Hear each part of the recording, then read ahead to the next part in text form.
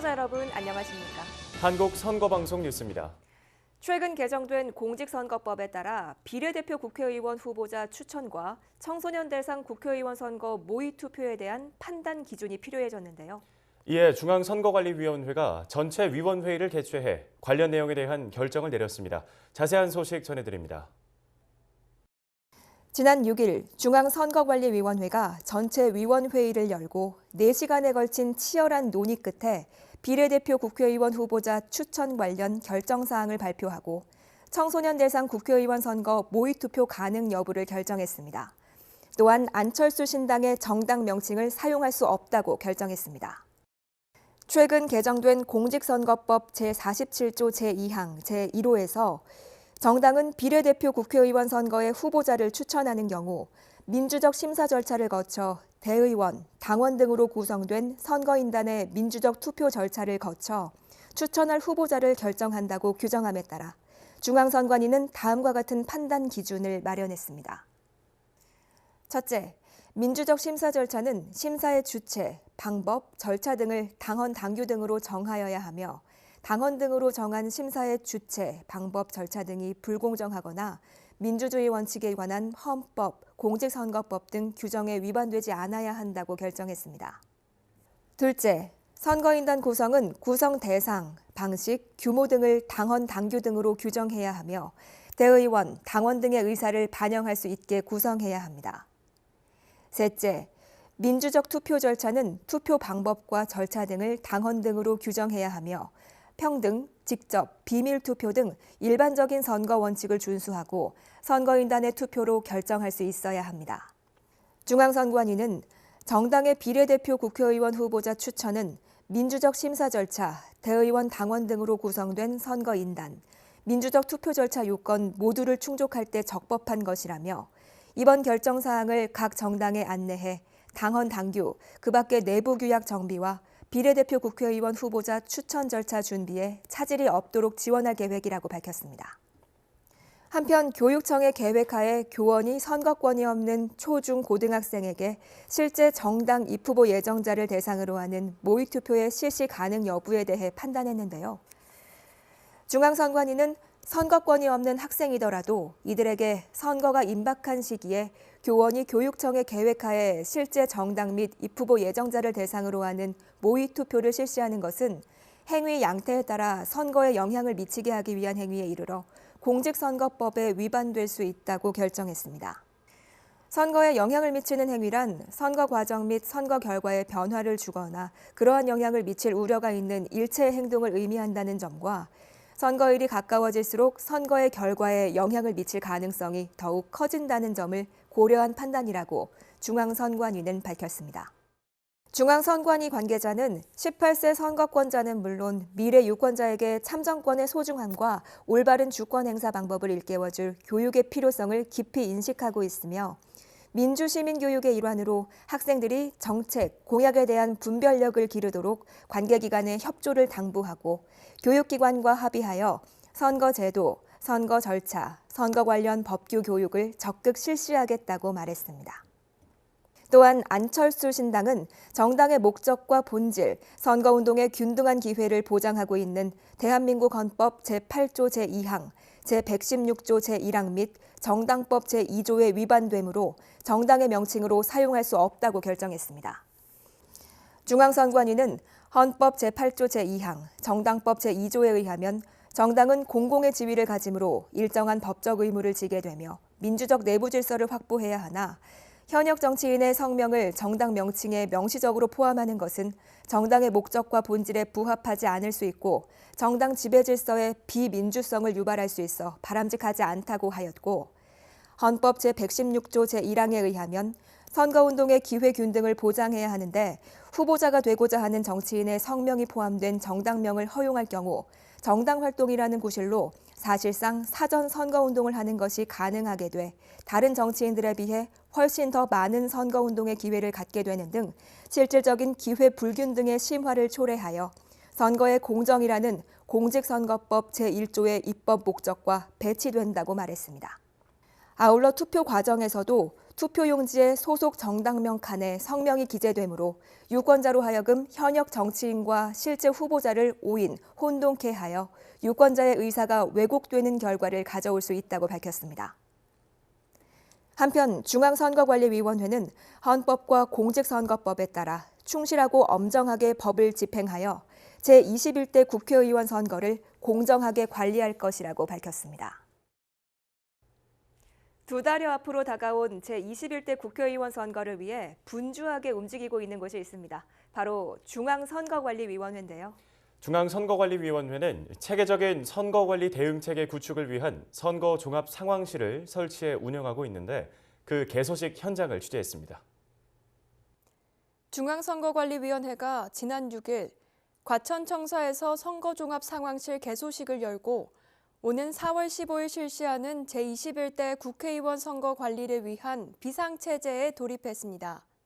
선거종합상황실은 제21대 국회의원 선거 절차사무 종합관리 조정 역할, 제21대 비례대표 국회의원 후보자 등록 및 선거운동 관리 등을 위해 사반 10팀 총 40명으로 편성돼 오는 4월 30일까지 운영됩니다. 개소식에 참석한 권순일 중앙선거관리위원회 위원장은 인사말을 통해 공정한 선거 관리를 위해 더욱 철저한 준비를 당부했습니다. 선거종합상황실은 현장에서 공정하고 정확한 선거 사무가 추진될 수 있도록 총괄 지원하는 역할을 충실히 수행한다면 이번 선거 역시 완벽하게 관리할 것으로 생각합니다. 이번 선거종합상황실 개소식에서는 선거관리 대책보고와 함께 사전투표, 쉴드팩스, 투표지 분류기, 투표지 심사 개수기, 회송용 봉투 접수기 개봉기 등 선거장비 시연도 함께 진행됐습니다. 중앙선거관리위원회는 향후 체계적인 선거관리 대응체계 구축으로 완벽한 선거관리를 하고 신속 정확하게 선거 상황을 파악해 사건, 사고 예방 및 대처를 하겠다고 밝혔습니다. 중앙선거관리위원회는 앞서 전해드린 선거종합상황실 운영뿐 아니라 다양한 분야에서 완벽한 선거 관리를 위해 준비하고 있는데요. 이번에는 사전투표 장비 점검 현장을 취재했습니다. 자세한 내용 전해드립니다. 중앙선거관리위원회는 제21대 국회의원 선거에 활용할 사전투표 장비를 점검했습니다. 사전투표를 위해서는 본인 확인기와 투표용지 발급기, 명부 단말기, 무정전 전원장치 등이 필요한데요. 이번 장비 점검은 지난 선거 이후 훼손된 장비에 대한 유지 보수 작업으로 선관위가 보유한 장비 전체에 대해 기본 검사, 외관 검사, 성능 검사 등을 실시했습니다. 점검을 마치고 정상적으로 사용이 가능한 장비는 포장을 해 구시군 선거관리위원회로 배송을 준비합니다. 중앙선거관리위원회는 장비 점검 등을 통해 사전투표에 차질이 없도록 준비하고 있다고 전했습니다. 한편 제21대 국회의원 선거의 사전투표는 오는 4월 10일과 11일 오전 6시부터 오후 6시까지 자신의 주소지에 관계없이 전국에 설치된 사전투표소에서 할 수 있습니다. 한국선거방송 뉴스 정수연입니다. 선거에서 TV 토론은 유권자의 알 권리와 건전한 민주정치 발전을 위해 중요한 역할을 합니다. 중앙선거방송토론위원회는 입 후보 예정자의 토론 역량 강화를 위한 TV토론 아카데미를 권역별로 개최하고 있는데요. 그 현장을 취재했습니다. 서울의 한 방송 아카데미 스튜디오. 다양한 연령대의 사람들이 모여 진지하게 토론에 임하고 있습니다. 이런 사람들을 문 닫게 한 정책이 바로 최저임금 상승법. 실전을 방불케 하는 열띤 토론이 펼쳐지고 있는 이곳은 중앙선거방송 토론위원회가 마련한 TV토론 아카데미 현장인데요. 공직선거법은 구시군 선거방송토론위원회가 선거운동 기간 중 지역구 국회의원 선거 후보자를 초청해 1회 이상의 대담, 토론회 또는 합동방송 연설회를 개최하도록 하고 있습니다. 따라서 후보자들의 토론 역량은 유권자의 선택을 받는 데 중요한 요소로 작용하기도 합니다. 이에 중앙선거방송토론위원회는 입 후보 예정자들의 토론 역량 강화와 건전한 민주정치 발전을 도모하기 위해 지난 2014년 제6회 지방선거에서 TV토론 아카데미를 처음 개설했습니다. 오는 4월 15일 실시하는 제21대 국회의원 선거 입후보 예정자들을 위해서도 TV토론 아카데미가 개설됐는데 지난 2월 6일 수도권을 시작으로 충청권, 호남권, 영남권 등 4개 권역별로 진행되고 있습니다. TV토론 아카데미는 아나운서 출신의 방송교육 전문기관 강사가 이미지 메이킹, TV토론 방송 실습 등 다양한 프로그램을 실시하는데요. 특히 카메라 적응 훈련과 스튜디오 TV토론 체험 등 실습 위주의 교육으로 입후보 예정자들의 TV토론에 대한 이해도를 높였습니다. 이미지 트레이닝 어떻게 해야 될지에 대한 걸 다시 한번 그리고 유권자 만날 때 어떤 복장, 어떤 헤어스타일 이런 거 하는 것에 대해서 굉장히 좋은 공부가 된 것 같아요. 중앙선거방송 토론위원회는 TV토론 아카데미를 통해 제21대 국회의원 선거 후보자 토론회가 더욱 내실 있게 진행되어 유권자가 후보자를 선택하는 데 도움이 될 수 있기를 기대한다고 밝혔습니다. 한국선거방송 뉴스 김은재입니다. 제21대 국회의원 선거를 앞두고 선거자문위원회의가 개최됐습니다. 회의에는 중앙선관위 관계자와 자문위원들이 참석했는데요. 자세한 내용 알아봅니다. 2월 7일 서울 중구 웨스틴 조선호텔에서 권순일 중앙선거관리위원회 위원장을 비롯한 선관위 관계자와 27명의 자문위원이 참석한 2020년도 제1차 선거자문위원회의가 열렸습니다. 선거자문위원회의는 공정한 선거관리와 선거제도 선진화 등을 위해 언론계, 학계, 법조계, 시민단체 등 각계의 전문가로 구성되어 있습니다. 이번 선거를 계기로 해서 이러한 사회 통합이 적극적인 토론과 교환을 통해서 의견 교환을 통해서 이러한 것을 용광로처럼 녹여버리고 우리가 다시 하나의 공동체로 거듭 태어나서 더 우리 사회가 한 걸음 더 나아갈 수 있는 계기가 되기를 진심으로 기원합니다. 회의는 제21대 국회의원 선거 관리대책과 현안 토의 순으로 진행됐습니다. 중앙선관위 선거정책실장은 제21대 국회의원 선거의 관리 방향을 설명하고 유권자 중심의 공정한 선거사무 구현, 자유롭고 정의로운 공정선거 실현, 국민소통 강화로 선거 참여 제고 등 중점 관리 대책을 발표했습니다. 이어 허위 선거정보 대응 방안, 사이버 선거범죄 예방 단속의 실효성 확보 방안, 선거 여론조사의 객관성 신뢰성 제고 방안, 선거권 연령 하향에 따른 효과적인 대응 방안 등 선거 현안에 대한 토의가 진행됐습니다. 중앙선관위는 이번 회의에서 나온 의견을 선거 관리에 적극 반영할 예정이라고 밝혔습니다.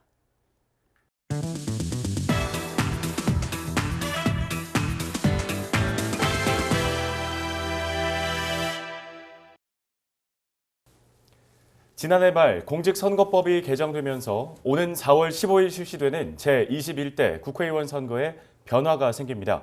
특히 비례대표 국회의원 제도가 개정되면서 비례대표 국회의원 의석 배분 방법에도 변동이 있는데요. 그래서 전문가를 모시고 개정된 비례대표 국회의원 선거 제도에 대해서 알아보는 시간을 마련했습니다. 박명호 동국대학교 교수님 자리하셨습니다. 교수님 안녕하십니까? 안녕하세요. 네. 우리나라는 비례대표 국회의원 제도를 시행하고 있는데요. 비례대표 국회의원 제도가 뭔지 설명 부탁드리겠습니다. 대의제는 이제 국회의원을 뽑음으로써 국회를 구성하게 되는 게 핵심 제도 중에 하나인데 이 국회의원을 뽑는 제도를 굳이 대별을 하면 지금 현재 우리가 지역구에서 1인 1표로 지역구별로 한 명을 뽑는 다수제 방식이 있고 비례대표 방식이 있습니다. 말씀하신 비례대표 방식은 국민들은 정당에 투표를 하게 되고 정당별로 얻은 득표율에 따라서 의석을 배분하는 방식이 되는데요. 두 개의 가장 큰 차이점이라고 할 수 있는 것은 다수제 선거에 의해서 선출된 국회의원은 굳이 과반을 넘지 않아도 당선되는 우리의 제도이고 따라서 한 표라도 더 얻은 사람이 당선되기 때문에 죽은 표, 그러니까 당선자에게 가지 않은 표가 경우에 따라서는 당선자의 간표보다 훨씬 많은 사표가 양산될 위험이 있다라고 하는 것이고 따라서 비례성의 측면에서 보면 표가 얻어진 만큼 의석으로 전환되지 않는 약점이 있다라고 할 수 있는 것이고 비례대표제는 그와 반대로 정당이 얻은 득표율에 따라서 거기에 비례해서 의석을 배분하는 방식이기 때문에 앞서의 제도보다는 상대적으로 국회 의석의 구성이 비례적으로 국민의 의사를 반영해서 상대적으로 좀 넓게 퍼져 있다 이렇게 설명드릴 수 있습니다. 네. 이 비례대표 국회의원 제도가 공직선거법이 개정되면서 변화가 생겼는데요. 한국선거방송에서도 개정된 비례대표 국회의원 선거 제도를 몇 차례 소개한 적은 있었는데 어렵다는 의견들이 좀 있었습니다. 교수님께서 이 개정된 비례대표 국회의원 선거 제도를 조금 알기 쉽게 설명을 해주실 수 좀 있을까요? 어렵다고 하기보다는 복잡해진 거고 그 이유는 이제 비례대표 의원 수가 기본적으로 적은 데다가 또 이 적은 비례대표 의원 수에다가 초과 의석이라고 하는, 즉 우리는 300명의 국회의원으로 전제가 돼 있는데 완전한 의미의 연동형 비례대표제를 하게 되면은 이 300명보다 더 많은 수의 국회의원이 나올 수 있는 가능성이 항상 있거든요. 이걸 예. 방지하려다 보니까 여러 가지 이제 제한 장치를 두게 됐고, 또 기본적으로 비례대표 의원 수가 적다 보니까 여러 가지 복잡하게 느껴지는데, 그냥 단순하게 설명을 드리면 A라고 하는 정당이 국회에서 3%의 득표를 올리게 되면 300명 중에 3%라는 건 이제 9석을 기준으로 잡게 되는 거잖아요. 근데 예. 그 중에 만약에 지역구 당선자가 9명 이상이 돼버리면 이 정당에게는 비례대표 의석이 배분되지 않는 건데요. 만약에 9석보다 밑으로 지역구 당선자가 생겼다. 즉 한 5석 정도 비례대표 의석이 지역구 의석이 당선자가 생겼다고 한다면 4석의 차이가 나지 않겠습니까? 예. 이 4석을 사실은 비례대표로 보정해 주는 게 연동형 비례대표제인데, 우리는 이거를 30석만을 대상으로 하고 또 그중에서도 그 17석은 또 기존의 방식대로 하는 식이기 때문에 4석을 이 정당에 보정해 주는 것이 아니라 그중에 50% 2석만 보정을 이제 해줘서 7석이 이 정당이 이제 차지하게 되는 거고, 따라서 언론에서 붙이듯이 준연동형 또는 부분 연동형 비례대표제가 되는 겁니다. 네.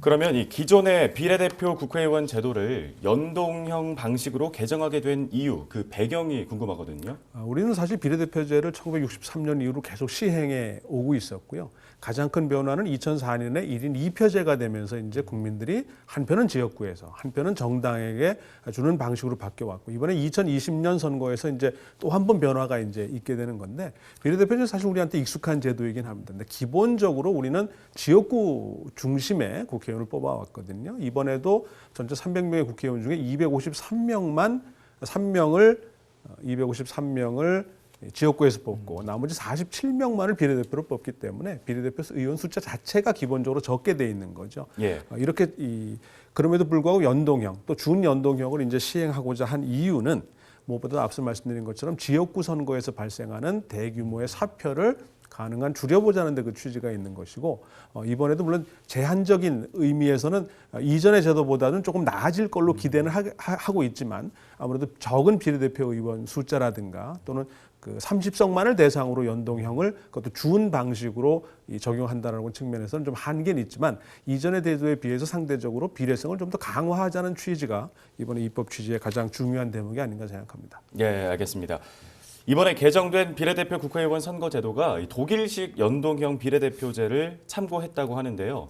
연동형 비례대표제를 실시하고 있는 나라는 어디가 있고 또 어떤 방식으로 시행하고 있는지 궁금합니다. 우리는 연동형에 반대된 병립형을 지금까지 이제 시행해 오고 있던 거고, 연동형과 병립형의 가장 큰 차이는, 병립형은 지역구 의원 선거나 전국구 비례대표 의원 선거가 서로 별도의 산정 방식에 따라서 당선자를 배출한다는, 서로 연결되어 있지 않다라는 의미고요. 예. 독일에서 말하는 연동형은 두 개가 연동이 되어 있고, 제1기준은 정당이 얻은 비례대표 정당 득표율에서 이제 출발하기 때문에 연동형이라고 하는 것이고, 우리는 그걸 100% 연동시키는 게 아니라 이제 절반만 연동시킨다 해서 준자가 앞에 붙어져 있는 거고요. 예. 따라서 연동형과 병립형이 이제 가장 두 개의 대표적인 유형이라고 할 수 있는데, 우리는 그 사이에 껴 있습니다.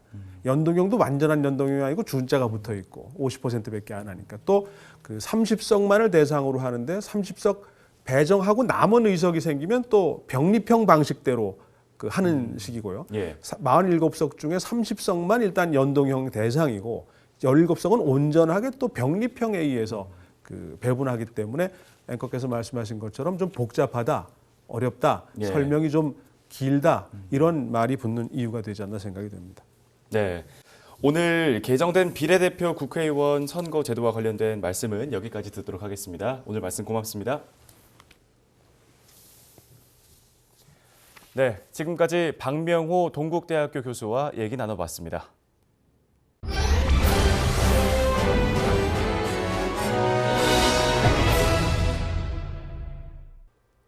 선거 선거와 관련된 다양한 궁금증을 풀어주는 TV 똑똑한 선거 알림이 시간입니다. 이번 주제는 선거와 관련해 교원이 학생을 대상으로 어떤 점을 주의해야 할지 학교 안의 선거법에 대해 김은재 리포터가 알려드립니다. 오늘 TV 똑똑한 선거 알림이의 키워드는 학교 안의 선거법 교원편입니다. 선거권 연령이 18세로 확대되면서 중앙선거관리위원회는 교복 입은 유권자와 교원 등이 학교 안에서 할 수 있는 행위와 할 수 없는 행위에 대한 운용 기준을 마련했습니다. 그중 오늘은 교원의 행위에 대해 알아볼 텐데요. 학교 안에서 교원은 어떤 행위들을 주의해야 할까요? 먼저 교원이 학교 내 또는 수업 과정에서 선거에 관해 특정 정당 또는 후보자에게 유리 또는 불리한 발언을 하는 행위는 할 수 없습니다. 이것은 공무원의 중립 의무에 위반되고 공무원의 선거 관여를 금지하고 있는 공직선거법에 위반되기 때문인데요. 특히 국공립학교교원이 특정 정당이나 후보자에 대한 업적을 홍보한 경우 교육 기타 명목 여하를 불문하고 공직선거법에 위반되니 주의해야 합니다. 교원이 학생에게 문자 메시지나 인터넷 홈페이지, 전자우편을 이용해 특정 정당이나 후보자에게 유리하거나 불리한 글, 선거운동 정보 등을 게시하거나 전송하는 행위는 할 수 없습니다. 이는 교육관계에 있는 학생에게 특정 정당이나 후보자에 대한 선거운동 또는 선거에 영향을 미치는 행위를 할 수 없기 때문입니다. 학교 밖이나 또는 수업 과정과 무관하더라도 학생에게 특정 정당 또는 후보자에 대한 선거운동이나 선거에 영향을 미치는 행위도 할 수 없습니다. 이것은 직무와 관련하여 또는 지위를 이용하여 한 행위와 동일하게 평가할 수 있기 때문인데요. 학교 내 또는 수업 과정에서의 행위에 대한 운용 기준과 동일하게 적용한다는 점 기억하세요. 교원은 18세 학생을 대상으로 정당 또는 후보자에 대한 지지도를 조사하는 행위를 할 수 없습니다. 공직선거법은 공무원이 정당 또는 후보자에 대한 선거권자의 지지도를 조사하거나 이를 발표하는 행위를 해서는 안 된다고 규정하고 있기 때문인데요. 사립학교 교원은 행위 양태에 따라 공직선거법 제9조 또는 제85조 제1항에 위반될 수 있습니다.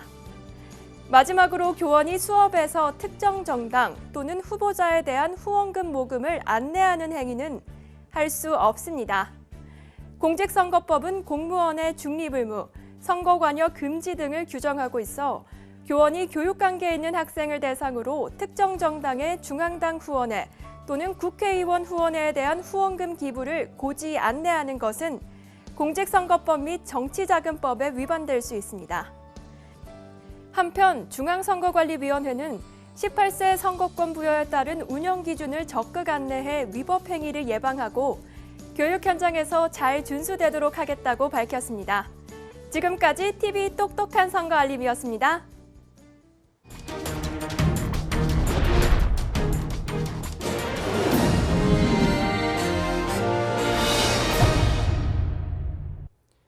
이번 시간은 정치 용어를 해설해주는 이것이 궁금하다입니다.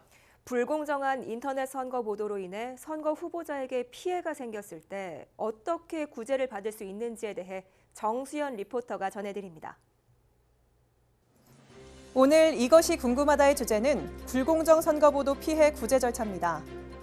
정당이나 후보자는 인터넷 언론의 불공정한 선거보도 때문에 자칫하면 돌이킬 수 없는 큰 피해를 입을 수 있습니다. 인터넷의 특성상 급속도로 확산되는 불공정한 정보는 제어가 어렵기 때문인데요. 만약 인터넷 언론의 불공정한 선거보도 때문에 정당이나 후보자가 피해를 입었다면 어떻게 해야 할까요? 불공정한 선거보도는 특정 후보를 부각하는 보도, 확인되지 않은 사실의 보도, 과장, 축소, 단정적인 예측 보도, 왜곡 과장된 여론조사 결과 보도 등의 유형으로 나눌 수 있는데요. 불공정한 선거보도로 피해를 입었을 경우 피해 구제를 받을 수 있는 방법은 두 가지가 있습니다. 바로 이의 신청과 반론 보도 청구입니다. 먼저 이의 신청을 통한 피해 구제 절차부터 알아보겠습니다. 인터넷 언론사가 유권자의 판단에 영향을 미칠 수 있는 중요한 사실을 과장 부각하거나 축소, 은폐하는 등의 불공정한 보도로 피해를 입은 정당이나 후보자는 인터넷 선거보도 심의위원회에 이의 신청을 하실 수 있습니다. 정당이나 후보자가 인터넷 언론사의 선거 보도에 대해 불공정하다고 판단한 경우 보도가 있음을 안 날부터 10일 이내에 서면으로 이의 신청을 할 수 있으며 이의 신청서는 인터넷 선거보도 심의위원회 홈페이지, 이메일, 우편, 팩스로 제출하시면 됩니다. 이의 신청을 받은 인터넷 선거보도 심의위원회는 지체 없이 대상이 된 선거보도의 공정 여부를 심의하여 선거보도가 공정하지 않다고 인정되면 해당 인터넷 언론사에 대해 선거보도 내용에 관한 정정보도문 게재, 경고문 게재 등 필요한 행정 조치를 합니다. 다음으로 불공정한 선거보도로 피해를 받은 정당이나 후보자는 해당 인터넷 언론사에 반론 보도를 청구할 수도 있습니다. 정당이나 후보자는 그 보도의 공표가 있은 날부터 10일 이내에 서면으로 해당 인터넷 언론사의 반론 보도의 방송 또는 게재를 청구할 수 있는데요. 그 보도의 공표가 있은 날부터 30일이 경과하면 반론 보도를 청구할 수 없으니 주의해야 합니다. 만약 후보자와 인터넷 언론사 간에 원만한 협의가 이루어지지 않을 경우 인터넷 선거보도 심의위원회에 반론 보도 청구를 할 수 있는데요. 인터넷 선거보도 심의위원회는 48시간 이내에 반론 보도 청구를 심의해 각하 기각 또는 인용 결정을 한 후 해당 정당이나 후보자, 인터넷 언론사에 그 결정 내용을 통지합니다. 반론 보도의 인용 결정을 할 때에는 그 형식이나 내용, 크기, 횟수, 기타 필요한 사항을 함께 결정해 통지하고 통지를 받은 인터넷 언론사는 지체 없이 반론 보도를 게재해야 합니다. 만약 불공정한 선거 보도 때문에 정당이나 후보자가 피해를 입었다면 그릇된 정보에 대한 신속하고 적절한 대응이 필요한데요. 이럴 경우 이의 신청이나 반론 보도 청구 등으로 구제받을 수 있다는 점 꼭 기억하세요. 이상으로 이것이 궁금하다였습니다. 중앙선거관리위원회는 지난 1월 29일 국회의장이 더불어민주당 비례대표 국회의원 김성수가 사직하였음을 통보하여 옴에 따라 비례대표 국회의원 후보자 명부 추천 순위 17번 허윤정을 승계자로 결정했다고 밝혔습니다.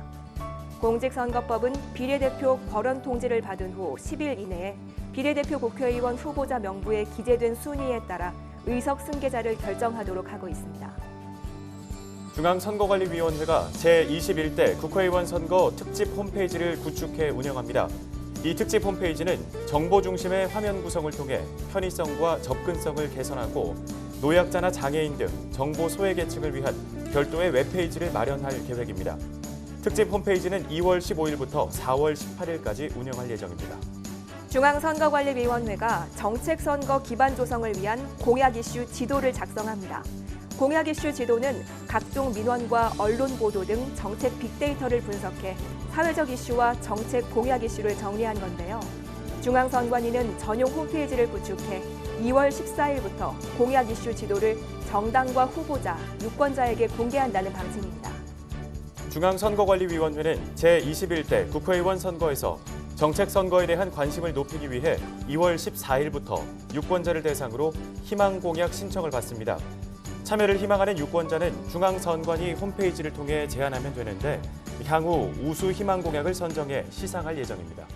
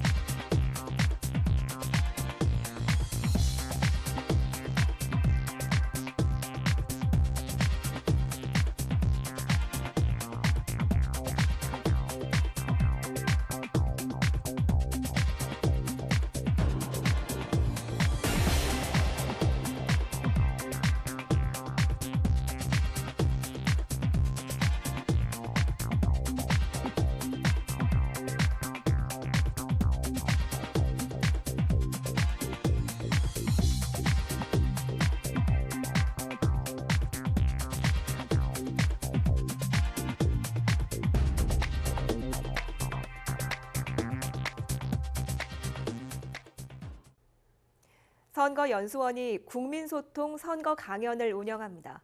이 강연은 제21대 국회의원 선거에서 투표 참여 분위기를 조성하고 참여형, 공감형 민주시민 교육의 저변 확대를 위해 마련됐는데요.